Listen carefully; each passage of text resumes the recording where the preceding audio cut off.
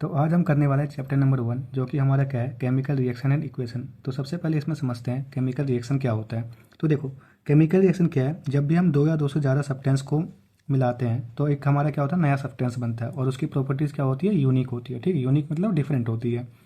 तो इसमें देखो सेम वही चीज़ क्या लिखा हुआ, when two or more substance react to form new substance and give unique properties is called chemical reaction. ठीक है, जैसे एग्जांपल में क्या है, कार्बन प्लस ऑक्सीजन क्या मिल दे रहा है, कार्बन डाइऑक्साइड। ठीक है, कार्बन की अलग प्रॉपर्टीज होगी, ऑक्सीजन की अलग प्रॉपर्टीज होगी।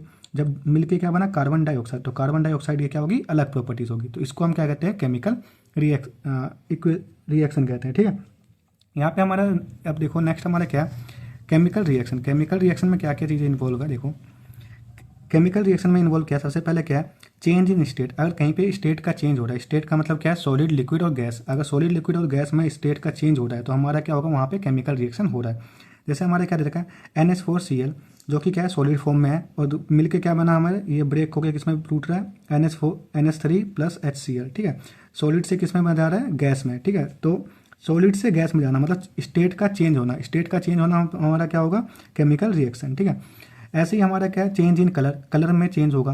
क्या लिखा हुआ है एग्जाम्पल में, क्या है, Fe+CuSO4। CuSO4 हमारा क्या था, ब्लू कलर का था, तो रिएक्ट होकर क्या बना, FeSO4 प्लस Cu, और FeSO4 हमारा क्या है, ग्रीन कलर का है। ठीक है, तो क्या हुआ जब, तो यहाँ पे क्या है, पहले ब्लू कलर का था, बाद में किस में चेंज हो गया, ग्रीन कलर में चेंज हो गया। तो इसका मतलब हमारा क्या है, कलर में चेंज हो रहा है, तो इसका मतलब क्या है, ये केमिकल रिएक्शन हो रहा है। ठीक है, और ये चारों जो है ना, एक बेसिकली ये तुम्हारे एग्जामिनेशन पॉइंट ऑफ व्यू से बहुत ज़्यादा इंपॉर्टेंट है, ये पेपर में पूछा गया है। ठीक है, सेम ऐसे देखो, चेंज इन टेम्परेचर। टेम्परेचर का चेंज का मतलब क्या, कि पहले कुछ और टेम्परेचर होगा, रिएक्शन के बाद कुछ और टेम्परेचर हो गया होगा।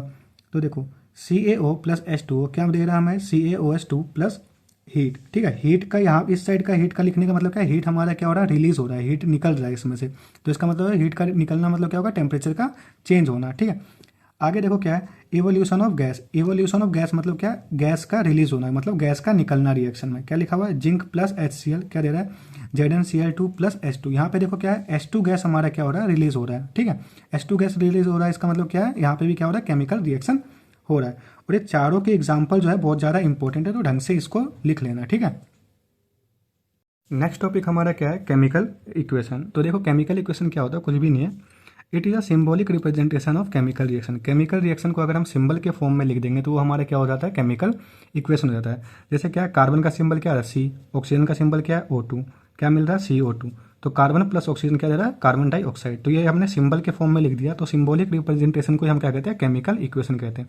अब यहाँ पे दो चीज़ समझो, जो हमारा रिएक्ट होता है, मतलब कार्बन और ऑक्सीजन रिएक्ट होता है, तो इनको हम क्या कहते हैं, रिएक्टेंट। ठीक है, रिएक्ट होकर जो मिलता है हमें उसको हम क्या कहते हैं, प्रोडक्ट।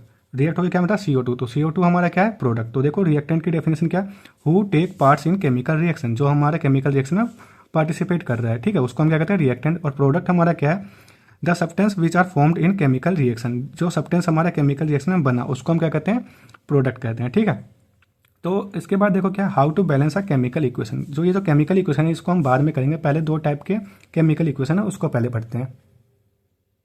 देखो दो टाइप की केमिकल इक्वेशन है, एक हमारा क्या होता है, balance chemical equation. Balance chemical equation का मतलब क्या है, total number of element in left hand side is equal to total number of element in right hand side. इसका मतलब क्या, देखो यहाँ पे कार्बन क्या, लेफ्ट हैंड साइड का मतलब ये, ठीक है, यहाँ पे कार्बन क्या एक है, तो यहाँ पे भी कार्बन क्या एक है। ठीक है, तो कार्बन तो ठीक है, ऑक्सीजन यहाँ पे क्या है 2 है, और यहाँ पे भी ऑक्सीजन कितना है 2 है। इसका मतलब जितने एलिमेंट हमारे लेफ्ट हैंड साइड है उतनी एलिमेंट हमारा क्या है, राइट हैंड साइड है। तो इसका मतलब ये हमारा क्या है, बैलेंस है। ठीक है, इस टाइप की इक्वेशन को हम क्या कहते हैं, बैलेंस केमिकल इक्वेशन। दूसरा हमारा क्या होता है, अनबैलेंस केमिकल इक्वेशन, या फिर इसको हम कहते हैं स्केलेटल इक्वेशन। ठीक है, स्केलेटल का मतलब भी क्या होता है, अनबैलेंस होता है। तो इसका मतलब देखो क्या है, इसका मतलब simple, total number of element in left hand side is not equal to total number of element in right hand side. तो जितने एलिमेंट हमारे लेफ्ट हैंड साइड है वो हमारे राइट हैंड साइड के बराबर नहीं होंगे। यहाँ पे देखो मैग्नीशियम हमारा एक है, मैग्नीशियम एक है, ठीक है, ऑक्सीजन 2 है, लेकिन यहाँ पे ऑक्सीजन क्या है, 1 है। पर तो ये क्या हो गया, हमारा अनबैलेंस हो गया। ऑक्सीजन 2 होनी चाहिए ना, ऑक्सीजन यहाँ पे 1 है और यहाँ पे क्या है 2 है, तो ये क्या हो गया, हमारा अनबैलेंस हो गया। ठीक है, आगे देखो, अब जो अनबैलेंस केमिकल इक्वेशन है इसको हमें बैलेंस करना होता है, वो हम सीखेंगे अभी। और बैलेंस करना क्यों होता है उसका रीजन पहले समझ लेते हैं क्या है। देखो, all chemical equation must be balance because of law of conservation of mass. ठीक है, law of conservation of mass की वजह से हमें क्या करना होता है, इसको बैलेंस करना होता है। और ये कहता है क्या है, it state that mass can nether be created nor be destroyed in a chemical reaction. जितना मास पहले होगा उतना ही मास हमारा बाद में होगा केमिकल रिएक्शन के बाद। ठीक है, तो इसके बाद हम सीखते हैं क्या है कि कि अनबैलेंस केमिकल इक्वेशन को बैलेंस कैसे करते हैं। अब हमें सीखना है बैलेंस कैसे करते हैं, ठीक है, how to balance a chemical equation. तो देखो यहाँ पे क्या है, सबसे पहले देखो यहाँ पे एफ ई हमारा क्या एक है सबसे पहले, और यहाँ पे एफ ई कितना 3 है। तो सबसे पहले किसको बैलेंस करना है, 3 एफ ई को बैलेंस करते हैं। और यहाँ पे 3 है तो हम कहाँ पे लगाएंगे, हमेशा इसके सामने लगेगा, ठीक है, फ्रंट पे लगेगा, या ना यहाँ पे हमें नहीं लगाना, यहाँ पे गलत होगा, हमेशा क्या होगा यहाँ पे लगेगा। तो देखो एफ ई बैलेंस हो गया। अब देखो उसके बाद हमें क्या चेक करना है, किसी और कुछ देखते हैं। जैसे हमारे क्या है, यहाँ पे चेक करते हैं ऑक्सीजन। देखो ऑक्सीजन कितना यहाँ पे 4 है और इस तरफ ऑक्सीजन कितना 1 है, यहाँ पे मतलब 1 है। तो ऑक्सीजन को बैलेंस करने के लिए 4 लगाना पड़ेगा। 4 हम कहाँ पे मल्टीप्लाई करेंगे, हमेशा फ्रंट पे। इस फ्रंट पे लगाने का मतलब क्या हुआ, देखो 4 और ये 2, इन दोनों को मल्टीप्लाई करो, 8 हमारा हाइड्रोजन हो गया और यहाँ पे क्या 1 है ना, और 4 हमारा ऑक्सीजन। ऑक्सीजन तो बैलेंस हो गया बट हमारा हाइड्रोजन बैलेंस नहीं हुआ है। तो देखो यहाँ पे हाइड्रोजन कितना है, H2 है ना, और यहाँ पे हाइड्रोजन कितना है, इन दोनों को मल्टीप्लाई करेंगे तो कितना है 8। तो यहाँ पे 8 करने के लिए हमें क्या करना पड़ेगा, 4 से मल्टीप्लाई। तो यहाँ पे 4 लगा देंगे आगे, ठीक है। बीच में कहीं नहीं, यहाँ बीच में नहीं लगाना, हमेशा फ्रंट में लगेगा। तो ये हमारा हाइड्रोजन क्या हो गया, बैलेंस हो गया। चलो एक और एग्जाम्पल समझते हैं। देखो यहाँ पे देखो सोडियम हमारा कितना 1 है और यहाँ पे सोडियम कितना है 2 है।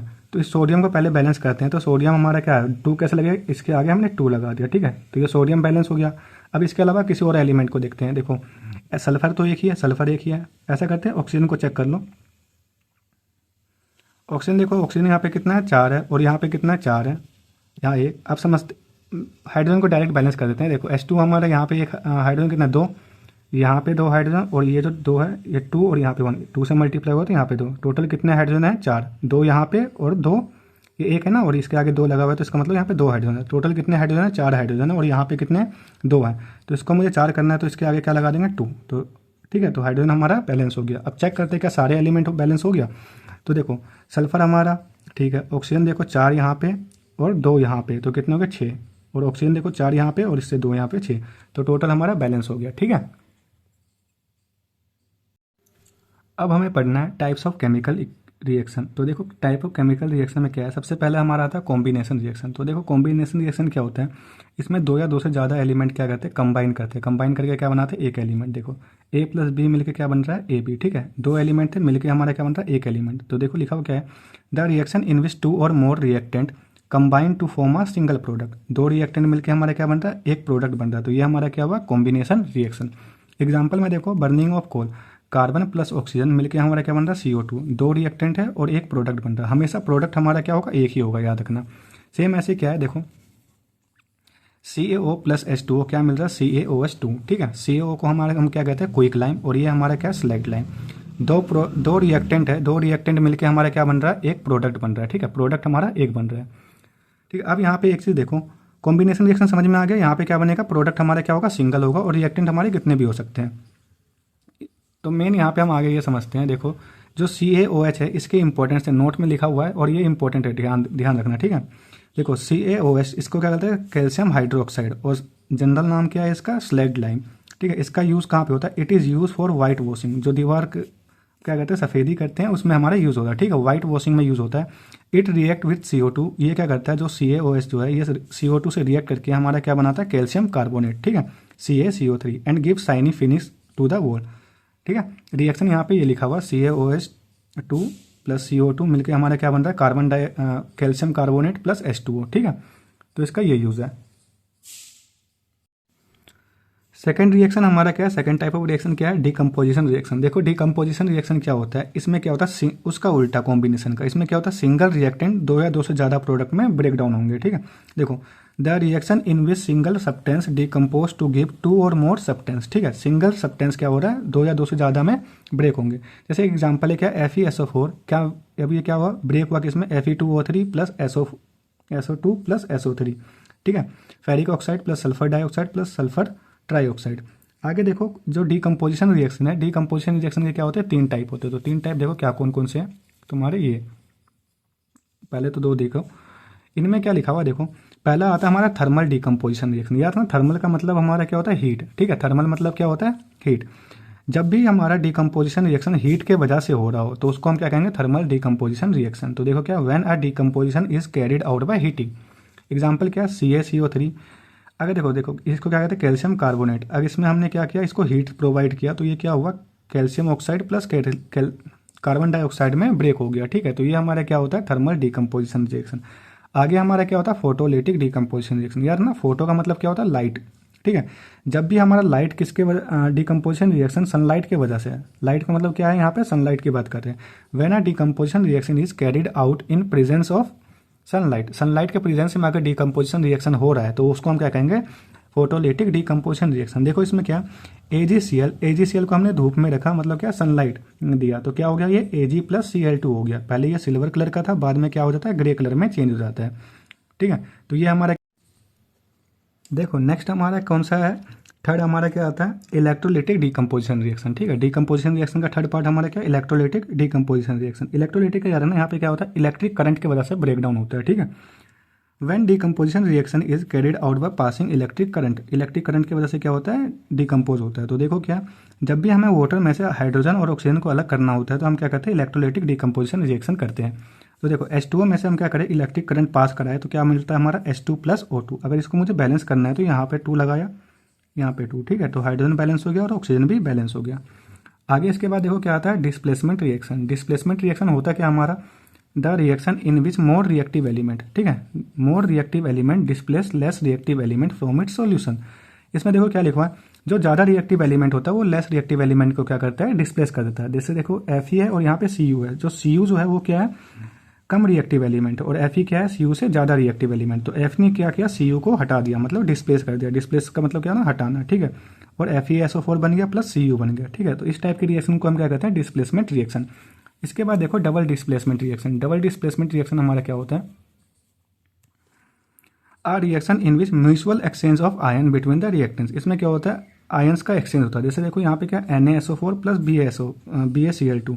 देखो Na, देखो यहाँ पे क्या हो, Na क्या किया, Cl के पास गया, और Ba किसके पास आया, SO4 के पास आया। यहाँ पे देखो डबल, 2 बार डिस्प्लेस हो रहा है ना, इसलिए हम इसको कहते हैं डबल डिस्प्लेसमेंट रिएक्शन।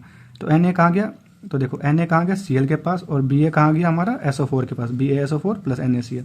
तो इसको हम क्या कहते हैं, डबल डिस्प्लेसमेंट रिएक्शन।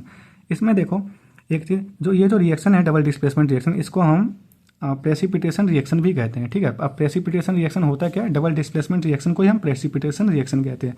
अगर इसकी डेफिनेशन देखनी है तो नेक्स्ट अभी हम बताते हैं। अब देखो प्रेसिपिटेशन रिएक्शन क्या होता है, a reaction in which precipitate form, जिसमें प्रेसिपिटेट फॉर्म होता है। तो देखो प्रेसिपिटेट का मतलब क्या होता है, यहाँ पे मैं लिख दिया हूँ, प्रेसिपिटेट का मतलब क्या, it is an insoluble substance. क्या होता है ये, हमारा इनसोल्यूबल सब्सटेंस होता है, ठीक है। जैसे क्या है, lead nitrate plus potassium iodide, क्या मिल रहा है हमारा, लेड आयोडाइड, ठीक है। ये जो लेड आयोडाइड है ये हमारा क्या होता है, प्रेसिपिटेट होता है। और ये किस कलर का होता है, येलो पीपीटी, ठीक है। प्रेसिपिटेट को शॉर्ट फॉर्म में हम पीपीटी कहते हैं। तो ये क्या हो गया, येलो पीपीटी, ठीक है। तो ये हमारा क्या होता है, प्रेसिपिटेशन रिएक्शन।